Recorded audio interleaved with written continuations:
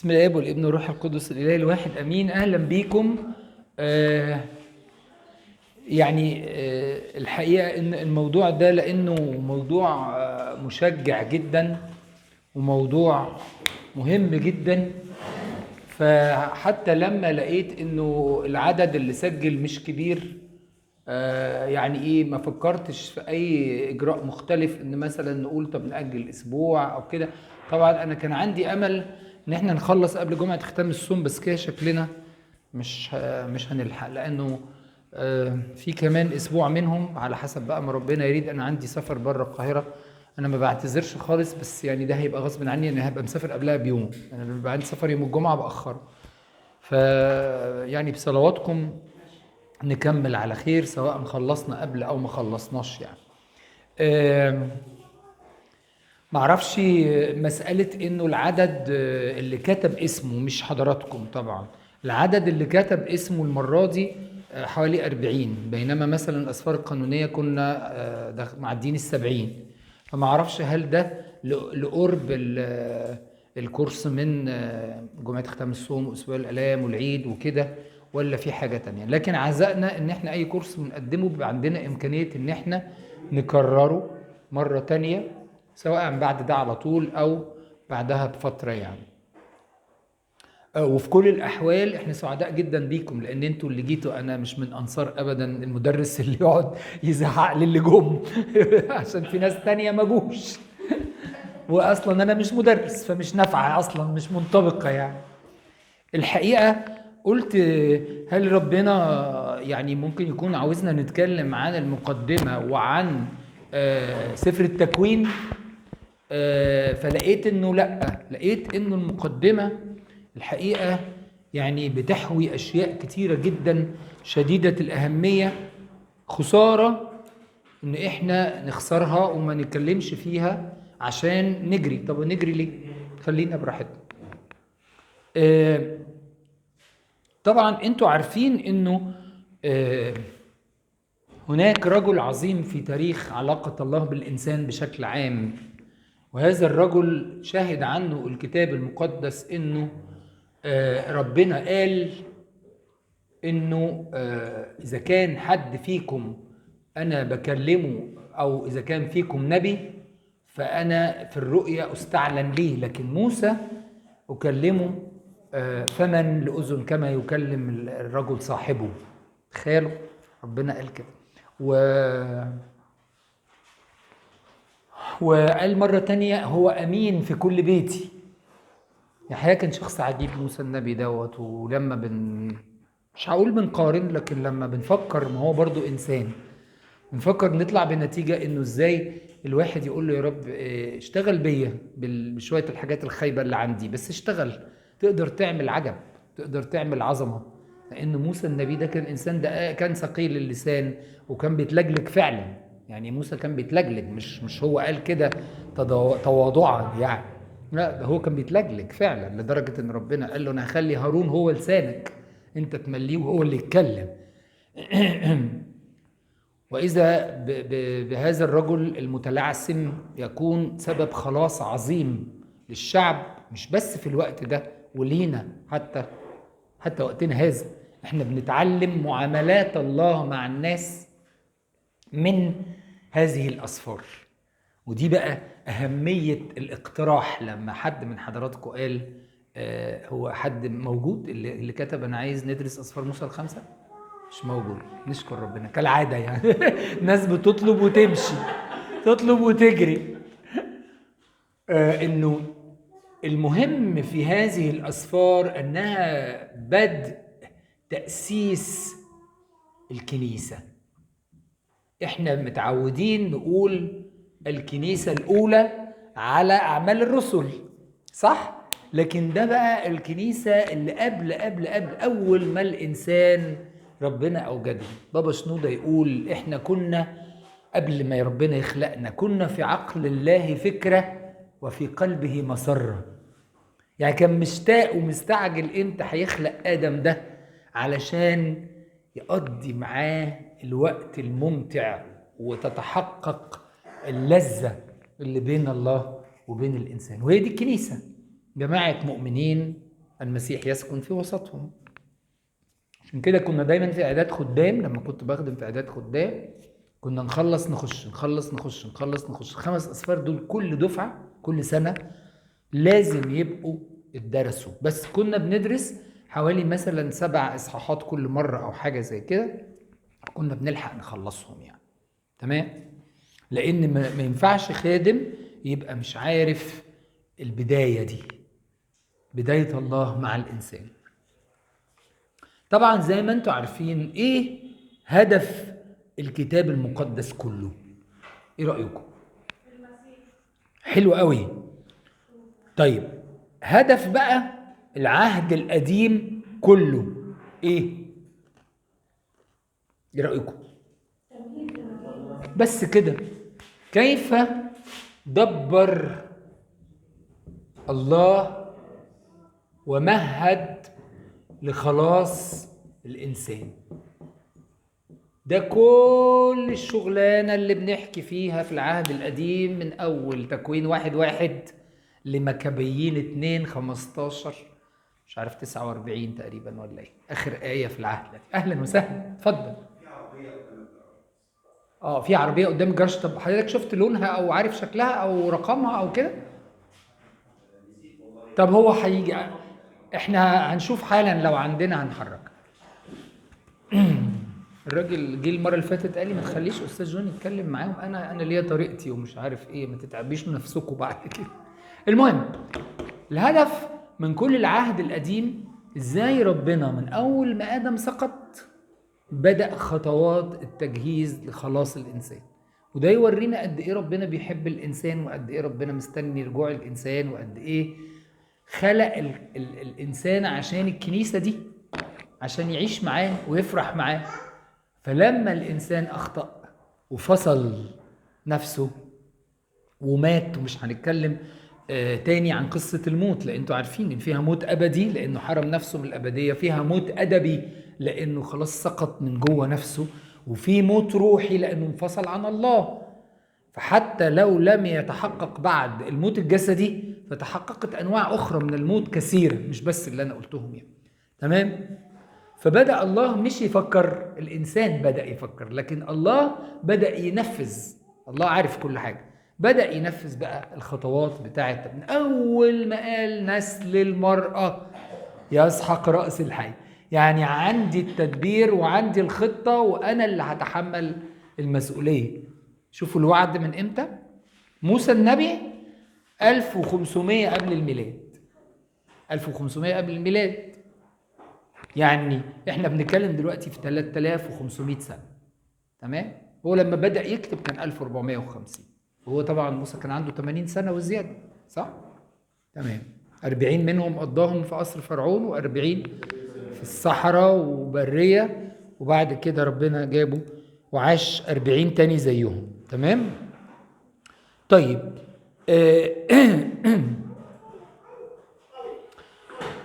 طيب أسفار موسى ال5 دي بنسميها التوراة. تمام؟ توراة كلمة عبرية معناها الكتب أو كتب التعليم. تمام؟ وأحيانا يسموها الناموس لأن هي بتشتمل أيضا على طريقة العبادة والطقس وتعمل إيه وما تعملش إيه. طيب كانت الأول سفر واحد وتقسمت بعد كده ل5 أسفار. طبعا ده عند اليهود بقى، احنا بنتكلم في بداية التعامل مع هذه الأسفار، يبقى بنتكلم عن اليهود. الأسفار دي عبارة عن إيه؟ مين يقول؟ تكوين، خروج، لاويين، عدد، تثنية. تكوين بيتكلم عن ايه؟ انا شكلي ممكن اعمل كده عشان ما نمسحش بدري. نعم، بدء الخليقة. وايه كمان؟ البدايات عامة. ايه كمان؟ وبعدين بلبلة الألف في الإصحاح ال11، بعدين 4 شخصيات اللي هو إبراهيم وإسحاق ويعقوب. النقطة دي مهمة قوي. بعد بداية الخليقة وتمهيد الله الخليقة للإنسان، خلقة الإنسان، وبعدين سقوط الإنسان، وبعدين الخطة بقى بتاعة تدبير الخلاص. سيبيها يا ماما، سيبيها، ما تشغليش بالك، احنا مش متضايقين، سيبيها هي مبسوطة وانت ركزي معاها. ربنا بدأ يختار إبراهيم عشان يأسس معاه تاني كنيسة. عجبني تأمل أحد الآباء يقول لك أو ربنا عامل معانا زي الGPS، عمره ما يقول لك أنا قلت لك خش شمال، لا، يقول لك خش شمال، لف وارجع تاني، بنفس الهدوء بنفس البساطة بيعدل الخطط معاك، ونفس الايه؟ الهدوء.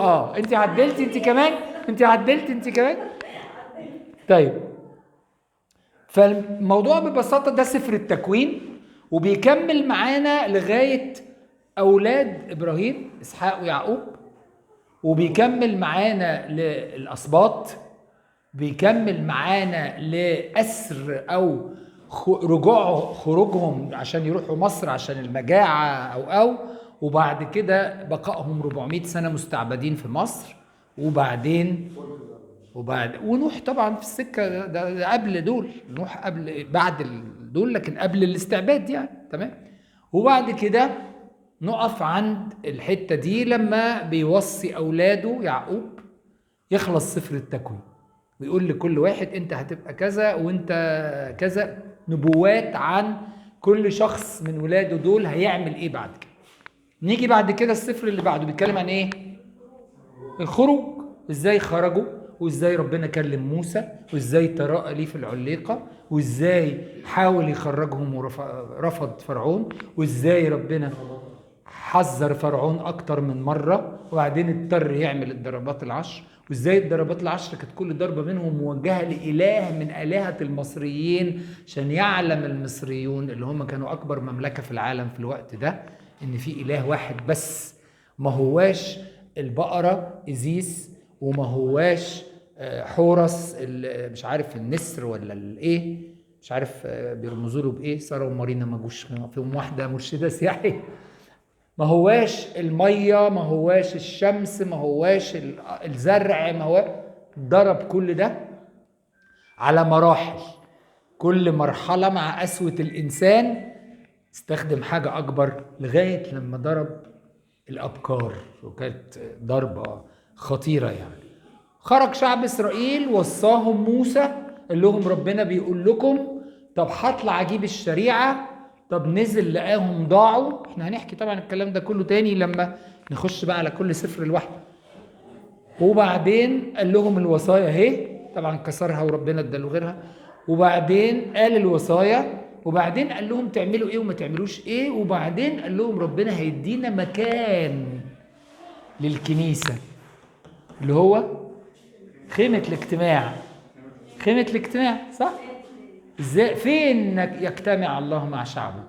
طب ما في اي حتة؟ لا، اصل فين دي مهمة، فين دي لازم يظل طاهرا مقدسا. فاكرين شوفوا احنا قعدنا قد ايه في المكابيين نتكلم عن انه تدنيس المذبح وتدنيس الهيكل عمل مشاكل، وراحت فيه استشهد فيه ناس كتيرة جدا من اليهود، ومتقال كده نصا في مكابيين الثاني لكي يظل مكان المذبح والهيكل مقدسا طاهرا.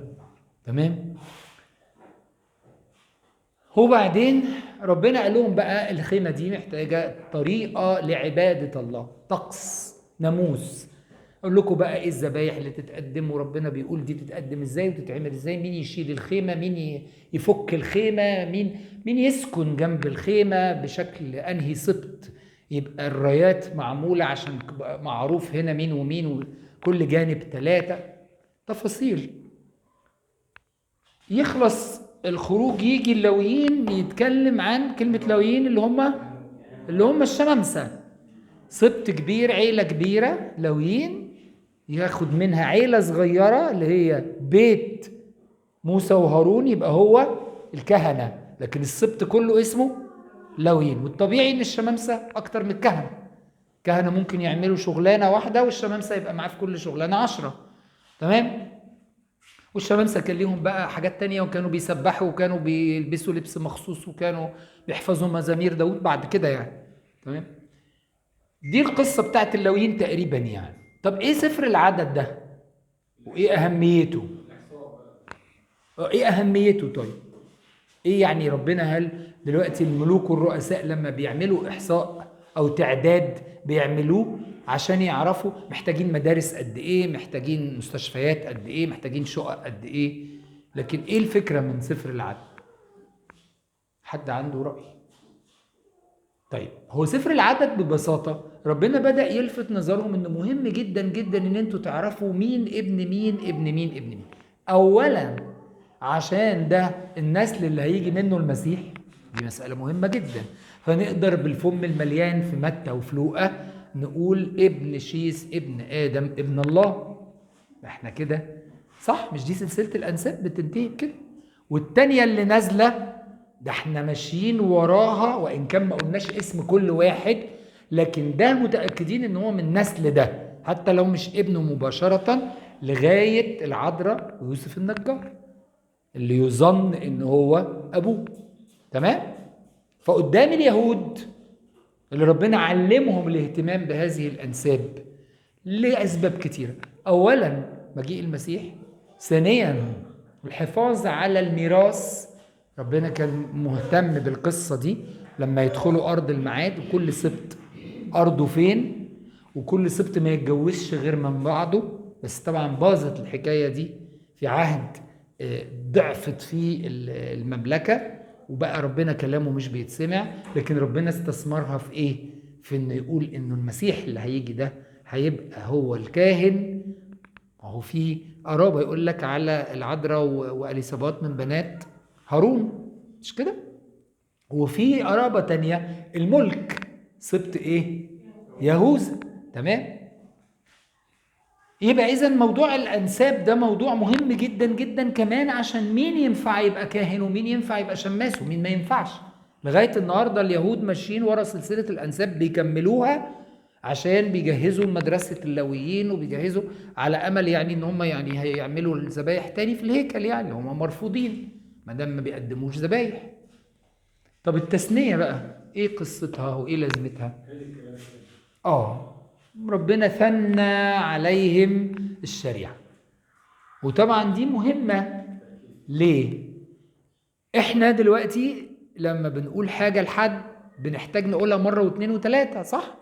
بعد شهر نقولها تاني، بعد سنة نقولها تاني، بعد كذا سنة نقول مش أنا قلت. طب دول بقى خدوا بالكم اللي خرجوا من مصر اللي هم كان عددهم حوالي 2 مليون مثلا، 600 ألف راجل مش رجل يعني قادر يمشي على رجليه يعني، وفي بقى الستات والأطفال واللي بيشالوا واللي بيتحملوا.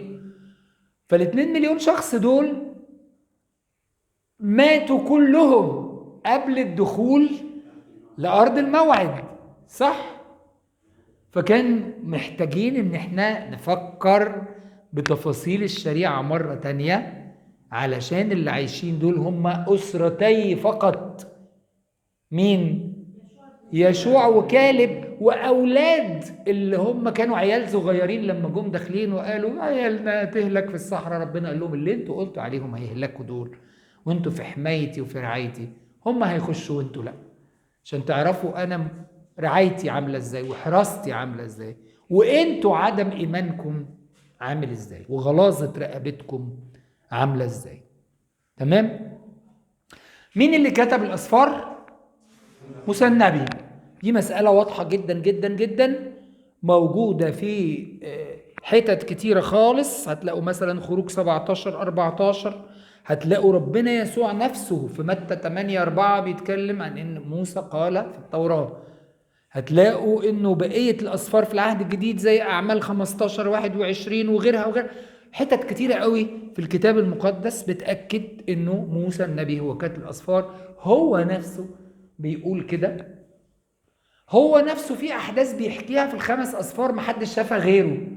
يعني لما حكايه العليه دي ممكن هو يحكي قصص بالوحي قبل كده، يعني هو كتب عن ابراهيم وكتب عن اسحاق وكتب عن يعقوب من التقليد. انتوا عارفين مهم قوي حكايه التقليد دي يا جماعه، بالذات في كنيستنا. كنيستنا بتسمى كنيسه تقليديه. ليه بقى؟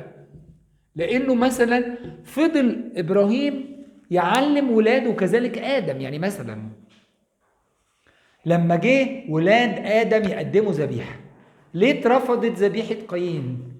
قايين جاب شويه زرع كده ملكلك، ملوش اهميه يعني، ولا لوش نضاره ولا لوش. وهابيل عمل اللي قال له عليه ابوه، قال له لما جينا نخرج من الفردوس اشفق علينا الله، والسيد المسيح نفسه ذبح والبسنا اقمصه من جلد. امال هو جاب منين الاقمصه اللي من الجلد دي؟ مش عشان يوريه. فتعلم ادم كيف يرضي الله بذبيحه دمويه، رمز. مش احنا قلنا بيجهز لخلاص البشر من الاول؟ شوفوا قد ايه انتوا قاعدين فرحانين ومركزين. كل اللي احنا بنسمع عنه في النص ده بعد كده واشعياء وارميا واستفانوس ويهوذا، ادي الاصل بتاع الحدوته كلها. ففضل ادم يعلم ولاده، ولاده يعلموا ولادهم، ولادهم يعلموا ولادهم، وده اللي اسمه التقليد. والكنيسه تؤمن انه المسيح لما قعد مع التلاميذ 40 يوم يكلمهم عن الامور المختصه بملكوت الله، سلمهم الكنيسه، سلمهم التشريع بتاع الكنيسه. كده الرسل حطوا قوانين اسمها قوانين الاباء الرسل. قوانين الاباء الرسل واخدينها منين؟ اخترعوا. لما اخترعوا قالوا لنا، عملوا مجمع سنة 50 وقالوا رأى الروح القدس ونحن. لكن اللي فات ده ما قالوش عليه كده ليه؟ لأنه ما كانش اختراع، المسيح حكاه لهم. قال لهم تصوموا، قال لهم تصلوا، قال لهم، ويأكد الكلام بكلام هو قاله لما كان عايش. لما يقولوا له تلاميذك ما بيصوموش ليه بينما تلاميذ يوحنا يصوموا؟ فيقول لهم هل يستطيع بنو العرس أن يصوموا ما دام العريس معهم؟ يأتي وقت حين يرفع العريس فحينئذ تاخد الكنيسة دي وتعملوا صوم الرسل. أول ما اترفع بعد الصعود حينئذ يصومون، وهكذا. اتفضل. معلش سؤال، هو التقليد في العهد الجديد ما احنا عارفين ان هو استلموه من السيد المسيح، لكن في زمان موسى ال 40 يوم اللي قعدوا مع ربنا فوق احنا ما نعرفش هم ملاقي ايه بالظبط. ممكن يكون ملاقي مثلا 6 ايام طريقه، ممكن يكون حكايات، طبعا. لكن مش لازم برضه يبقى تقليد. لا، ما هو بس احنا بقى الفكرة بتاعت التقليد في الكنيسة القبطية متاخده من العهد القديم. هتلاقي طول ما انت ماشيه كده وراجعي معانا الانبياء الكبار والانبياء الصغار والاسفار القانونيه التانية، دايما يقول لك ابائي كما قال ابائي كما. ففضلوا محافظين مثلا على ما يجب ان يحدث في الهيكل مئات السنين، رغم ان هم اتشردوا وحصل السبي والبهدله. فضلوا مخبيين النار ورجعوا قالوا ها فين الاباء؟ طب ماتوا، طب قالوا لاولادهم فين النار؟ وحكينا حكايه النار المقدسه في الكهف. فالتقليد ليه ادله كتيره جدا في العهد القديم، ان كل واحد كان بيسلم ولاده، كل واحد كان بيسلم ولاده. خطة العالم دي ما كانش حد يعرفها غير ربنا. طبعا انا قعد معاه موسى ال 40 يوم، اه قعد مش معقول هيديله الوصيه بس في 40. طبعا موافق 100%، موافق. وغير كده ما هو ممكن ربنا يوحي لموسى يكتب ايه؟ ما دي يعني. فالوحي مدة 40 يوم، التقليد لأنه إبراهيم حكى لإسحاق، وإسحاق حكى ليعقوب، ويعقوب حكى لولاده. كل دول كان موسى ما اتولدش. ايوه بس كل ده مالتي فاكتوريال، يعني هي مش فاكتور واحد، هما كذا حاجه. ما أنا بقول أهو، بس أنا كتبت التقليد عشان ده حاجة مهمة عايز أتكلم عليها معاك وأقول لكم إيه هو يعني. تمام؟ فإذا الوحي المدة اللي قعدها مع ربنا على الجبل، نعم التقليد ان هم حكوا لبعض ووصل لغايه موسى. فموسى كتب هذه الاسفار الخمسه. في اعتراضات انا مش بحب اخش فيها، يمكن كل سفر لما نقوله لوحده تبقى ليها وجاهه يعني فنتكلم فيها. لكن اكتر حاجه منطقيه ان حد يقول لك الله، طب ده سفر التثنيه مكتوب فيه ايه اللي حصل لما موسى مات؟ هو كتب بقى على نفسه وبعد ان مت جاء يشوع واخذ الشعب؟ لا طبعا، في اجزاء صغيره جدا جدا في الاخر من سفر التثنيه كتبها يشوع ابن نون تلميذه اللي خد القياده بعد كده، وهو اللي دخل بالشعب ارض الموعد. تمام؟ لكن ده ما ينفيش ان الاسفار الخمسه بالكامل كتبهم موسى النبي. ودينا قلنا شهادات العهد القديم وشهادات العهد الجديد. وكمان نقول انه موسى كان عارف كويس قوي الاسماء المصريه، الجغرافيا، الاماكن المصريه. لما ابراهيم لما ابراهيم هرب جه مصر من ضمن المرات عشان مجاعه، واسحاق نزل مصر، ولما نزل يعقوب بعياله والفرعون قال له خليك بقى قاعد يا يوسف وهات بقى اهلك كلهم واهلا وسهلا، حكى بالتفصيل ان الملوك اللي كانوا موجودين اسمهم الملوك الرعاة، وهؤلاء الملوك كانوا يسمحون بذبح الماشية لان هم كانوا بيشتغلوا رعاة، ودول الفراعنة ما دونوش قصصهم في تاريخ الفراعنة لان اعتبروا دي فترة اضمحلال، دول مش فراعنة اصليين، مش كده احنا لغاية النهاردة مش عارفين مين هو فرعون الخروج مثلا. لكن استثمر موسى ويوسف القصة دي انه قال للفرعون احنا هنسكن في ارض جسان، في الحتة اللي فيها الرعي، لان احنا لو ذبحنا، ده ركس عند المصريين، لو شافونا بنذبح وناكل او نذبح ونقدم ذبيحة لإلهنا هيقتلونا، ممنوع ممنوع. هم كانوا يربوا ياخدوا من البقرة الجبنة واللبن والزبدة ويعملوا من منتجات الألبان، لكن ما يقتلوهاش، ما يذبحوهاش ابدا، دي اله، دي إيزيس، دي رمز الخير. تمام. فمعرفة موسى بالأماكن بالظبط جغرافيا وأسمائها وأسماء الشخصيات المصرية وتقاليد المصريين واللي بيحصل جوه بيت فرعون، ده كله بيأكد إن اللي كاتب شخص يعرف كل ده، اللي هو موسى النبي اللي اتربى 40 سنة في قصر فرعون. تمام. وزي ما قلت لكم في قصص زي استلام الوحي، وزي قصة العليقة، زي رسم خيمة الاجتماع، زي لما تفتكروا لما قال له عايز اشوفك، فربنا قال له الانسان لا يراني ويعيش، بس انت حبيبي هعمل ايه؟ هدخلك فيه كهف كده، هدخلك فيه واستر بايدي. خدوا بالكم من الالفاظ اللي بتدل على ان المتحدث هنا هو السيد المسيح اللي كان بيأهل الانسان لتجسده عن طريق الظهور في شكل انسان او ملاك. فيقول له ايه؟ هحطك في نقرة واستر عليك بايدي واعدي فتنظر ورائي. الله، ده انت ليك ورا وقدام وليك كف وليك، مش كده ولا ايه؟ صح؟ الثلاثة اللي راحوا لابونا ابراهيم كان السيد المسيح واثنين ملائكة. قصص تكوين 18 قصص كتير يعني. اللي صارع مع يعقوب هتلاقوا يعني لدرجة انه في بعض المفسرين يقول لك الملاك يبقى ملاك، لكن يقول ملاك الله يبقى قصده السيد المسيح. واصلا كلمة ملاك معناها مرسل، والسيد المسيح كان مرسل لينا عشان يدينا الخلاص وعشان يصلي من اجلنا، وعشان يعني في كل شغلانات الملاك يعني. تمام. طيب، هذه القصص كلها لا يعلم تفاصيلها الا موسى النبي. تمام. هتلاقوا بقى يشوع 1 وعزرا 3 وتثنية 31 وتثنية 9، يعني هتلاقوا تثنية 31 عدد 9، كل ده طبعا هيبقى في ايديكم، هنكتب ان شاء الله الPDF يعني. خلاص. طيب تعالوا بقى نتكلم عن حاجة مهمة، هي ايه اغراض التوراة؟ ليه ربنا سمح ان احنا يبقى في ايدينا الخمس اصفار دول؟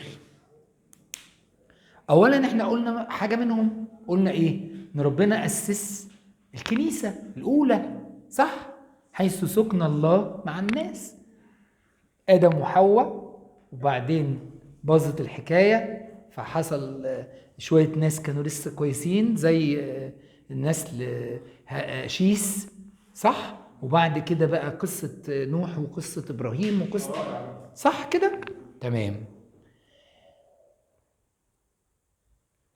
وتلاقوا في أمثال 8:31 آية تقول إيه؟ لذاتي مع بني آدم. فتحققت هذه اللذة، وأعطى الله هذا الحب اللي بيكنه للإنسان في الكنيسة. وإحنا لغاية النهاردة لا نجد محبة الله بقوة إلا في الكنيسة، نشعر بيها وإحنا بنصلي القداس، وإحنا بنصلي مع بعض، وإحنا بنحضر اجتماع مع بعض، مش كده؟ وإحنا بنعمل تسبيحة جماعية، وإحنا بنتناول جسد المسيح ودمه، بنشعر قد إيه بيحبنا، وقد إيه إحنا ما نستاهلش المحبة الكبيرة دي، وقد إيه إلهنا عظيم جدا، وإحنا فرحانين إن إحنا موجودين معاه في هذه السعادة. طيب كمان غرض تاني مهم، إعداد زي ما حضرتك قلت، إعداد الله لطريق الخلاص ده عن طريق الوصايا وعن طريق الآباء. إن هو ما هو مش هيقدر يخلص الإنسان من غير إرادته. يعني لغاية النهاردة حتى بعد ما صنع الله هذا الخلاص العظيم، لغاية النهاردة مفيش حد بيخش السماء غصب عنه، صح؟ طيب لو الإنسان مش عايز يعمل إيه، ربنا يبعت له ويكلمه ويحاول معاه. والإنسان ده بشكل عام ماشي في خط الزمن، يعني ممكن واحد راح السماء، واحد لسه قاعد، وواحد لسه هيتولد، بينما التاني راح السماء. فهو ده الإنسان. ربنا عمال يبعت آباء، عمال يحكي القصة، عمال يقول أنا عايز أخلصكم، عمال يقول أنا بحبكم، عمال يقول تعالوا عيشوا معايا على مدار الزمن. ده غرض مهم من أغراض التوراة. زي ما عمل مع يهوذا بالظبط. هتحط ايدك معايا وفضل صحيح. فالوصايا العشر اللي هي بيقال عليها الناموس، او الناموس ممكن يكون مفهوم اوسع لانه في تفاصيل بقى هنعمل ايه ومين يشيل ايه ومين يقدم الذبيحه ازاي. دي كانت ايه؟ دي كانت هي دي قلب الشريعه اللي عايز يديها للانسان ربنا. دي برضو موجوده، وهي من اغراض الخمس أصفار دول، طقس الحياة مع الله، إزاي نعيش مع ربنا. آخر حاجة من الأهداف أو الأغراض إن التوراة هي المرجع الوحيد معانا بيعترف بيه العالم كله لأحداث تاريخية موجودة في الفترة دي من عمر الكنيسة المبكرة، مش موجودة في أي كتاب تاني، مش موجودة في أي كتاب تاريخ. قصة الخليقة، تفاصيلها، قصة آدم، قصة إبراهيم، قصة نوح، وتلاقوها في أماكن تانية وكتب أخرى مشوهة. أصل هي إيه؟ شذرات كده. فتبقى مريم اللي خلفت المسيح تبقى بنت اللي هي دي أخت موسى وهارون، ده 1450 قبل الميلاد. يعني يا عم أنت بينك وبين اللي أنت بتحكيه ده 2000 وشوية، صح؟ بس أصلها كانت قصص كده مش واضحة. هي واضحة في المسيحية وموجودة في توراة موسى. تمام؟ طيب التوراة بتتقسم تقسيم التوراة بتتقسم التوراة لثلاث أقسام مهمة. أول حاجة الأسفار بتاعت موسى دي فيها ثانية واحدة، أبص بس ثانية واحدة على حاجة.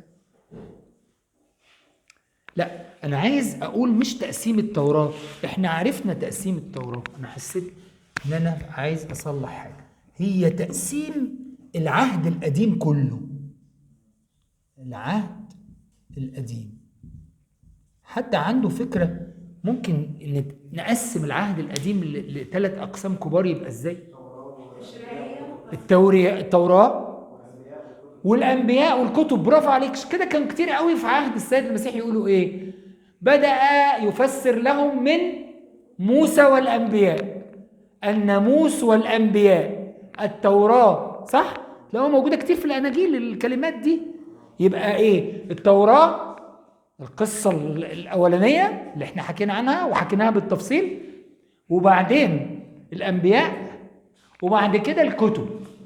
طيب الأنبياء هتلاقوا متقسمة برضو حتتين، من يشوع لغاية الملوك. دول عاملينها، لا الملوك الكبار بتوع بقى المملكة الأولى بتاعت من أول شاول وداود وسليمان. هتلاقوا دي قسم لوحدها كده، ودول فيها كلام عن الأنبياء الأولين. وبعد كده في جزء تاني يقولوا عليهم الأنبياء المتأخرين اللي جم بعد كده، أشعياء وأرميا، تمام، حزقيال، دانيال، ال 12 نبي الصغار دول يقولوا عليهم الأنبياء المتأخرين. احنا كده في التقسيمة كام؟ تانية. الأولانية التوراة، التانية الأنبياء وقسمناهم أنبياء أولين وأنبياء متأخرين. التالتة بقى حاجة اسمها الكتوبيم أو الكتب، بالعبري اسمها الكتوبيم أو الكتبيم أو الهتبيم، معلش هو العبري فيه حروف بتتنطق بأكتر من شكل. دي أولا متقسمة كتب شعرية زي مزامير وأمثال وأيوب، كتب الرسل أو كتب الخدام أو كتب الملائكة، ودي كلمة اسمها ميحيلوت في العبرية، مسمينها كتب الميحيلوت. ايه كتب الميحيلوت دي؟ نشيد الأنشاد، رعوس، أستير، جمعة، مراسي. كتب تاريخية غير نبوية، عزرا، نحمية، أخبار أيام، وحاطين معاها دانيال، وأنا نفسي مستغرب إزاي دانيال تنبأ في السفر بتاعه عن حاجات كتيرة أوي. تمام؟ طيب دي التقسيمة. تعالوا نقول بسرعة ايه هي قصة التوراة. احنا طبعا قلنا منها كتير، لكن لو حبينا، مش احنا قلنا انها في الاول كانت كتاب واحد؟ طيب الكتاب ده بيحكي قصة لانه كتاب قصصي، كتاب تاريخي. بنبتدي بخلق العالم، بعد ما جهز العالم للإنسان واتخلق من أجل الإنسان، خلق الله آدم وبعدين حواء أحبائه اللي عاشوا معاه، فرحانين جدا وراضيين جدا وسعداء ومتحققين. يمكن الكتاب ما بيتكلمش كتير عن الفترة دي اللي عاشوا فيها مع ربنا قبل السقوط. تدبير الله للخلاص بعد السقوط، لما حصل السقوط، اختيار الله لإبراهيم ونسله، بعدين إسحاق، بعدين يعقوب، بعدين الله يتجلى للعالم كله من خلال هؤلاء بيتكلموا عن الله وبيتصرفوا تصرفات تشهد لهذا الإله. وبعدين استعباد الشعب في مصر 400 سنة، وبعدين خروجهم على يد موسى بلقاء حي ومعجزات خارقة بتؤكد صدق ألوهية الله. أحداث الخروج، تدريب الله للشعب عشان يخرج من فكر عبادة الأوثان والمصريين وطريقة حياتهم اللي كانت منظمة وعظيمة ورائعة جدا بيشهد ليها العالم كله، ودول خارجين يترموا في الصحراء مش شايفين إلا شوية تراب، بعد ما كانوا شايفين معابد وشايفين تماثيل وشايفين ذهب وشايفين تنظيم وشايفين ملابس بمنتهى الدقة وشايفين مكياج بيعملوا الكهنة وشايفين ألوان يعني كانت حياة شديدة التنظيم، لكنها في خدمة الشيطان. فربنا درب ولاده بره خالص بقى في الهواء الطلق كده في الشارع، خدهم من كل ده لحرية عبادته هو وإحساسهم بإنسانيتهم. هم كانوا مستعبدين ومسخرين وكانوا بيتضربوا بالكرابيج، وكانت الحجارة اللي بيشيلوها عشان يبنوا المدن ولا إن كان هرم ولا إن كان أي حاجة كدوس، يعني في أفلام كده تشوفوا كانوا بيدحرجوا الحجارة دي على بكر كده، يحطوا مثلا حاجة كده خشبة كبيرة أو معدن كتير وعليه الحجر ولما يزقوه فيبقى يجري تحت ففي ناس بقى تقع وفي ناس تداس ولا ليهم قيمة، بينما ربنا وراهم قيمتهم، وراهم ان هم اولاده، وراهم ان هم حبايبه. ان في واحدة مسيحية بتكلم صاحبتها كده بالعادي، يعني بيسألوا على بعض وبيعيدوا على بعض، فيعني قالت لها طبعا يا بنتي مش ربنا ابونا وهو اللي مسؤول عننا وهو اللي بيرتب كل حاجة؟ فالتانية سكتت قالت لها لا هو احنا نقدر نقول ان احنا عبيده يعني. فأدركت الست المسيحية قد ايه احنا في نعمة، ان اللي مش بيعرف المسيح ما يعرفش انه ابن، ما يعرفش انه وارث، ما يعرفش انه لما الابن الضال، الاسبوع اللي احنا بنعيشه دلوقتي في الصوم المقدس ده اسبوع الابن الضال، لما الابن الضال تصور، كانت مشكلته انه هو تصور انه ابوه مقيد حريته، وان هو طول ما ابوه موجود يبقى هو هيفضل حته عيل ملوش كلمه في البيت ولا في الممتلكات. فيخرج بقى، لما خرج بقى وتصور نفسه رجل اعمال وضاع، اكتشف انه مش محصل الخدامين الاجاريه اللي بياكلوا في بيت ابوه ويفضل عنهم الخبز. طب وهو كان بيفضل عنه الخبز؟ ده هو كان بيفضل عنه اللحمه وكان بيفضل عنه الصواني وكان بيلبس احسن لبس وبياخد قرارات. ولما رجع اول حاجه قالها لهم الاب ايه؟ الخاتم. الخاتم ده اللي هو بيختم. شوف احنا بندوخ عشان نجيب ورقه بختم النسر، ده خاتم الاب، ممكن يبيعوا اللي وراه واللي قدامه بالخاتم ده. بس ابني حبيبي ما هو خد قبل كده وما سالتوش، ما سالتوش خدت قد ايه ولا وديتهم فين. فرق كبير، فرق كبير. ادرك الابن الضال لما رجع، وده اللي بيخلي الكنيسه كل سنه تورينا الحكايه دي بشكل قوي كده. انسانيتك الحقيقيه في وجودك في الكنيسه، في وجودك في حضن ابوك. مش تقعد تقول لا ده بيقعد يقول لي روح وتعالى ومين اصحابك وتاخرت ليه وصرفت دول فين وليه عملت كده وما رتبتش هدومك واوضتك معلش نوصل فيها الحل.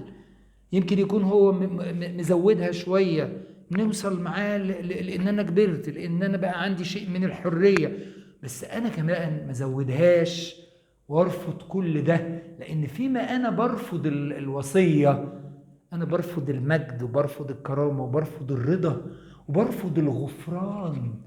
في اي حد تاني ولا اي دين تاني ولا اي طائفه تانيه ولا اي مذهب تاني يستطيع ان يعطي الغفران؟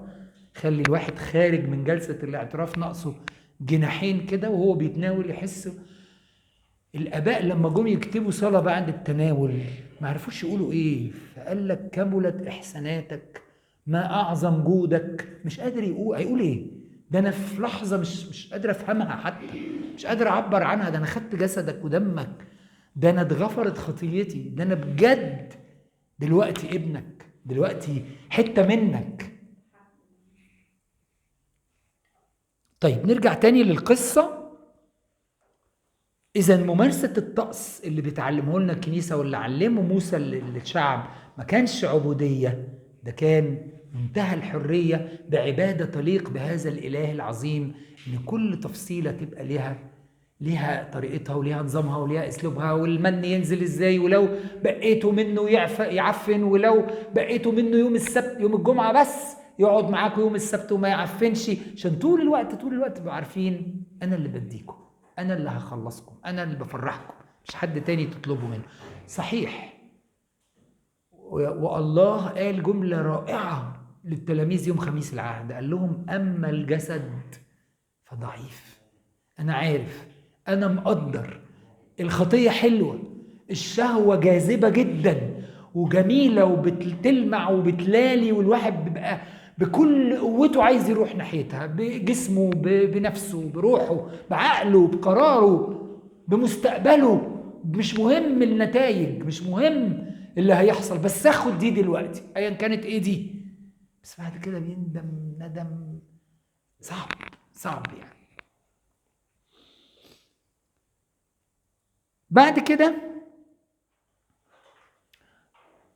ده سفر اللاويين، وازاي نعمل ايه في الخيمة ومكان اجتماع الله معانا يبقى متنظم ازاي. وكلمنا عن سفر العدد وكلمنا على تأكيد الوصايا بالتثنية.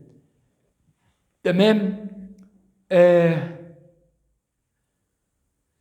خدوا بالكم ان كالب ويشوع هما الاثنين دول بس اللي صدقوا ربنا في انه قال هتخشوا هترثوا. برضو هم كانت مهمتهم صعبة، هم صغيرين وقليلين كده، ولقوا عماليق، ناس طوال وعراض سموهم عماليق، ولقوا حضارات ولقوا مدن منيعة حصينة، لقوا ممالك الفريزيين واليابوسيين والمش عارف الفلسطينيين والمش عارف ايه والايه، لقوا صعوبة، لقوا حاجات مستحيلة. لكن هم ركزوا في ايه؟ حاجة صغيرة شافوها وجابوها معاهم تساند إيمانهم ورجائهم في ربنا. عنقود عنب شايلينه 2 على خشبة، فقالوا دي بلد خير، دي أرض تفيض لبنا وعسلا زي ما وعدنا ربنا، إحنا قادرين نخش. الباقيين قالوا لا ما نقدرش، ده كنا كالجراد في أعين أنفسنا. فربنا قال لهم خلاص انتوا حكمتوا على نفسكم مش هتخشوا، يشوع وكالب بس اللي هيخشوا، وهيبقى لهم ميراث عظيم داخل الأرض. فهم صدقوا وترجوا واعتمدوا على ربنا. بعد كده سلم موسى قيادة الشعب ليشوع، وخلصت قصة موسى النبي. وبدأ يشوع يقود الناس في سفر يشوع بقى للدخول لأرض الموعد، شرق الأردن وغرب الأردن. عارفين القصة دي، لأن هم قبل ما يعدوا نهر الأردن موسى وقف على الجبل فوق، جبل اسمه جبل نبو، ووقف بص، فربنا وراله أرض الموعد وتنيح. فهم بقى شرق الأردن كان فيه زراعة وخير كتير، فبعضهم قالوا طب احنا عايزين نقعد في الحتة دي. قال لهم ماشي، قعدوا ستاتكم وأولادكم واملكوا الحتة دي طالما طهرتوها، تعالوا حاربوا مع اخواتكم غرب نهر الأردن، كل الحتة دي، وبعد ما تسكنوهم وتريحوهم وتطمنوا عليهم ترجعوا لأرض ملككم، وكل ده يبقى اسمه ايه؟ أرض الموعد. عشان كده لغاية النهاردة اليهود هيتجننوا، عايزين حتة من الأردن، عايزين حتة من العراق، ما هو النهر صح، وعايزين كل فلسطين، وعايزين كمان حتة من سينا، وعايزين النيل. بيقال سينا مش من ضمن ارض النهر، ولا عشان هم قعدوا فيها عشان قعدوا فيها فترة، فمن ضمن مش هو قال له كل موطئ كل مكان وطأته أقدامك يكون لك، فهم بقى دخلوا برضو. ايام يشوع كان يعني من بئر سبع اللي فوق. ايوه طبعا كان اخرها فلسطين، ما كانش فيها خالص حاجه من مصر يعني. تعالوا نقرا جزء صغير كده، لو حد يطلع لنا مثلا اعمال 7:37. استفانوس، اعمال 7 يبقى استفانوس على طول. استفانوس عمل تلخيص للعهد القديم كله، صح؟ قال لهم ايه بقى في 7:37 دي؟ لقيتها؟ ممكن تقراها بصوت عالي؟ هذا هو موسى الذي قال لبني إسرائيل: نبيا مثلي سيقيم لكم الرب إلهكم من إخوتكم له تسمعون. هذا هو الذي كان في الكنيسة في البرية. الله، الكنيسة يا جماعة اللي بنتكلم عليها النهاردة، بنقول ربنا بيأسس الكنيسة، اهو أول ارتباط ما بين موسى والكنيسة اهو، صح؟ تمام.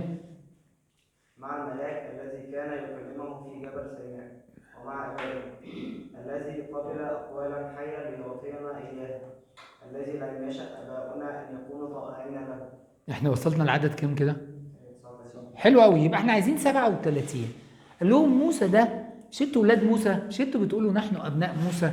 موسى ده ربنا قال له يقيم لكم الرب نبيا مثلي من اخوتكم له تسمعون. طيب تعالوا نطلع اعمال 3 من 22 ل 26. كريم لقيتها؟ مين لقاها؟ اعمال 3 22 23. حد تاني بس، ها تقرا؟ اعمال 3 من 22 ل 26. فإن موسى قال للآباء. مين اللي بيتكلم هنا؟ الاولاني كان مين؟ اعمال 7 مين؟ استفانوس. اعمال 3 بطرس، ساعة المعجزة بتاعت الراجل اللي كان على الباب والهيكل، فاكرين؟ ماشي اوكي. فإن موسى قال للآباء: إن نبيا مثلي سيقيم لكم الرب إلهكم من إخوتكم له تسمعون في كل ما يكلمكم به. كمل الحتة الصغنطوطة اللي بعدها. ويكون إن كل نفس لا تسمع ذلك النبي تباد من الشعب. لغاية 26، اقرا لغاية آخر 26. وجميع الأنبياء أيضا من صموئيل فما بعده جميع الذين تكلموا سبقوا وأنبأوا بهذه الأيام.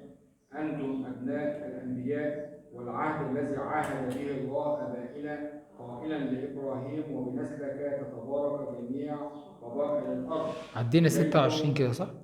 لسه؟ طيب ماشي.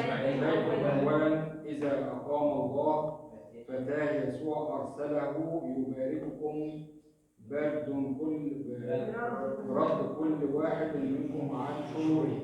الله، يعني بطرس واستفانوس بيشاوروا على ان السيد المسيح هو اللي قصده موسى من 1450 سنة نبيا مثلي.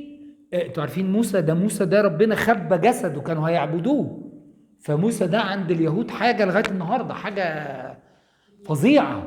هو الله اللي ظاهر ليهم. شوفوا الجرأة اللي أنا بتكلم بيها، لأنه لما طلع وجاب الشريعة يقول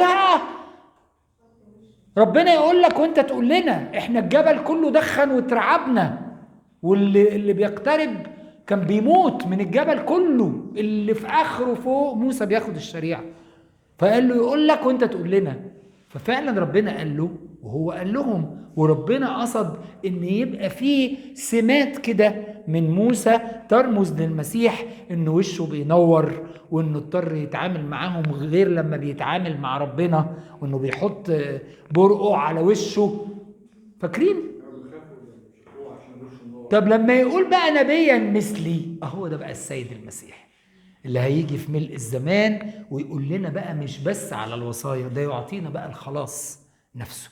فهنا بطرس واستفانوس بيأكدوا لليهود انه هو ده النبي، وعشان كده قال عمره ما قال انه اللي ما يسمعش كلمة النبي تقطع تلك النفس من شعبها. طب ما كان الانبياء بيجوا يقعدوا يهاتوا، احنا شفنا في الانبياء الكبار اشعياء وارمياء وحزقيال ودانيال، وهم يمسكوهم، اللي ينشروه واللي يقتلوه رجما واللي يبهدلوه واللي يحدفوه معرفش منين وخلاص. لكن ده الذي يسقط عليه هذا الحجر يسحقه. الذي يسقط على الحجر، لو واحد اتكعبل ووقع على الحجر شوية تعوير، ودول الأنبياء العاديين، لكن لو الحجر ده وقع عليه، هو ده السيد المسيح بقى. هو ده اللي شافه دانيال، حجر اتقطع من الجبل بغير يد بغير زرع بشر، وإيه، وراح هادد التمثال كله. صح؟ فاكرين؟ الممالك كلها.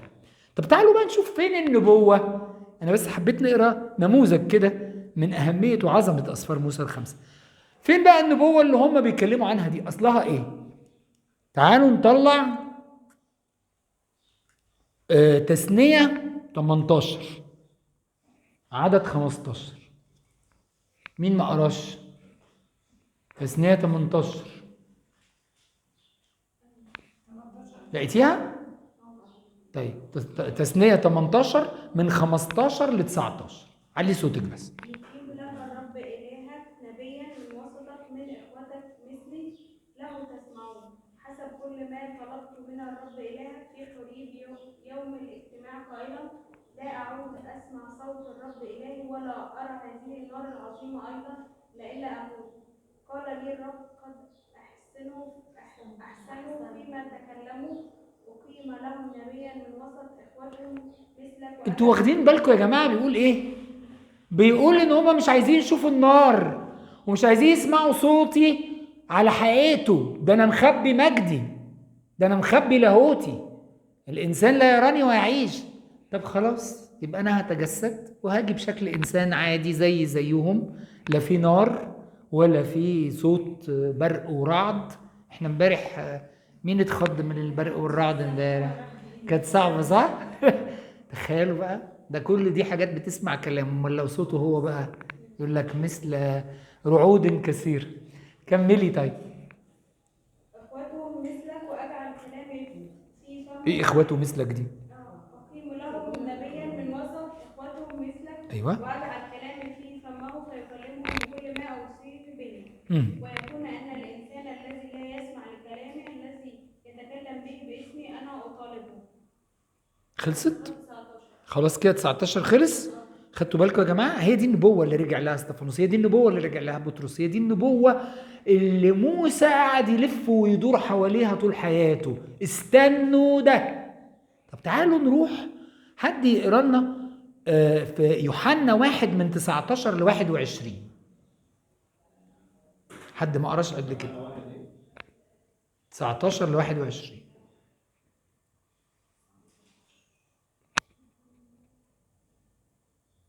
بقيت؟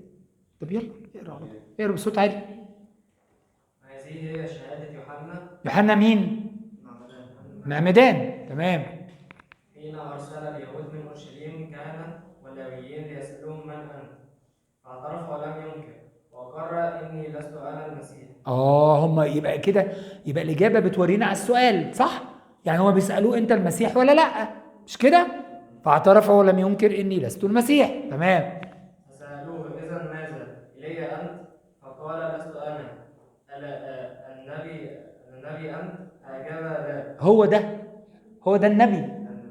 كانوا مستنيين النبي وبيسألوا النبي وأنت؟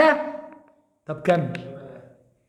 الملائكة قالوا له من أنت لنعطي جوابا للذين أرسلونا ماذا تقول عن نفسك؟ وقال أنا صوت صارخ في البرية. صوت صارخ في البرية، يعني أنا صوت اللي بيصرخ، مش أنا الصوت مش أنا الراجل صاحب الصوت ده، أنا صوته بس، ماشي؟ مش أنا صاحب الصريخ. صاحب الصريخ الأسد الخارج من سبط يهوذا اللي بيصرخ في البرية اللي هو السيد المسيح. أوكي يا جماعة؟ شفتوا اليهود ماشيين إزاي، منتظرين إزاي، زي ما موسى قال لهم استنوا استنوا استنوا استنوا المسيح ده، المسيح ده، النبي ده، تمام؟ عشان كده السيد المسيح لما جه سأل تلاميذه مرة في متى 16 من 13 ل 21 قال لهم من يقول الناس عني إني أنا؟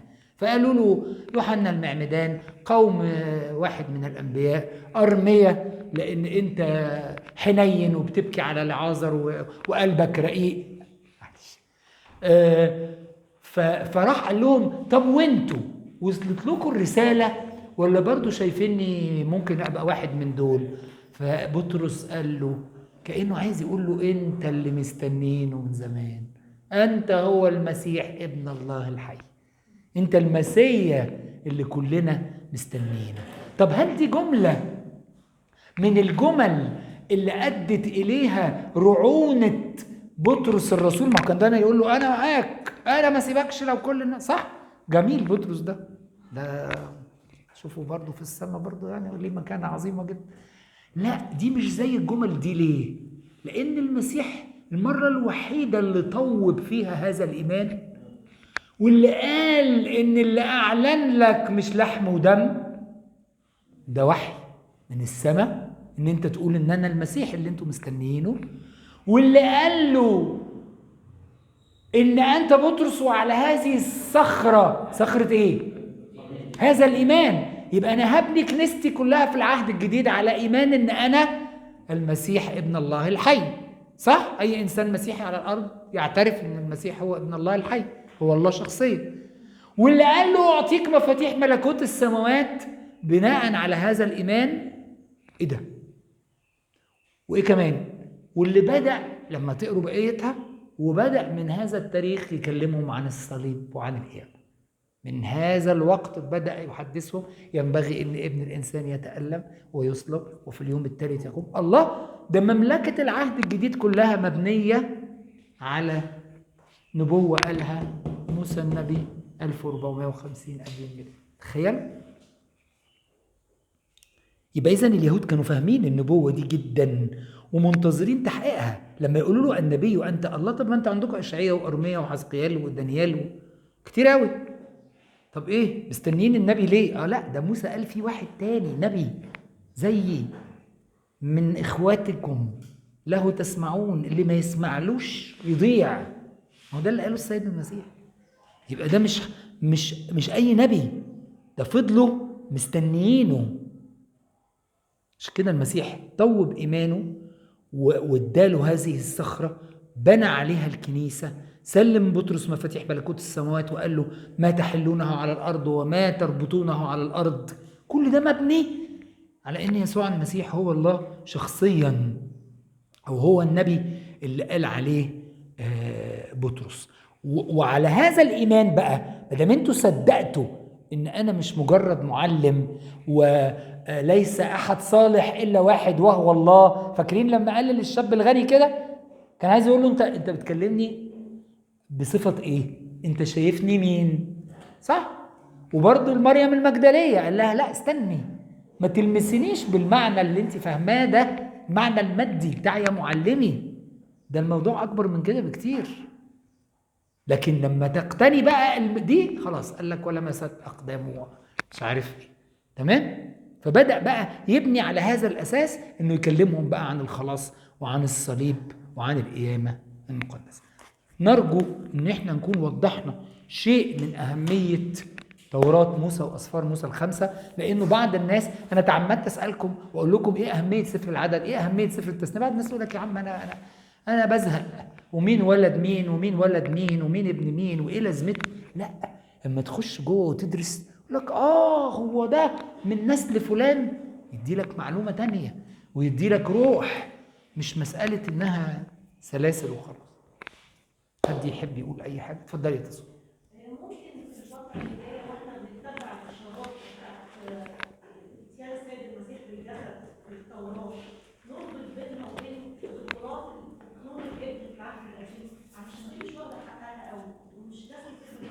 يعني ما وعدكيش ان احنا هنقدر نعمل كده في الكورس ده، لان احنا عايزين ندي اضواء على مين تكوين، اضواء على مين خروج. بس حاضر اخليها في بالي.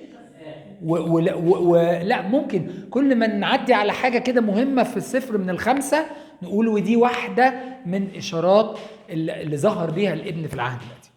تمام؟ لا تحت امرك. حد عايز يقول حاجه؟ طيب نقوم نصلي. اتفضلوا، لإلهنا المجد.